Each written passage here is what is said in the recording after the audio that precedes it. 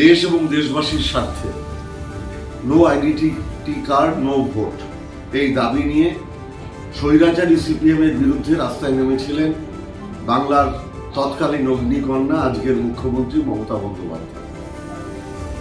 সেই লড়াই লড়তে গিয়ে 13 জন আমাদের সহকর্মীকে আমরা হারিয়েছিলাম কলকাতার রাজপথে।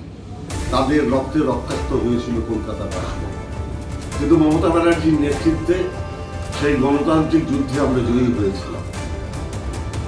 সেই অমর 21শে জুলাই অমর শহীদদের শ্রদ্ধা জানাতে আমরা প্রত্যেক বছর মিলিত হই একসাথে, এবং স্বৈরাচারী শাসকের বিরুদ্ধে সেই আন্দোলন এখনো শেষ হয়ে যায়নি। 2021, 2024 ভারতের স্বৈরাচারী শাসকের বিরুদ্ধে আমরা লড়াই করেছি। আসুন আবার 21শে জুলাই আমরা একসাথে মিলিত হই, গণতন্ত্র রক্ষার জন্য আমাদের সম্মিলিত শপথ মমতা ব্যানার্জির নেতৃত্বে, অভিষেক ব্যানার্জির সেনাপতিত্বে আমরা সবাই মিলে করব।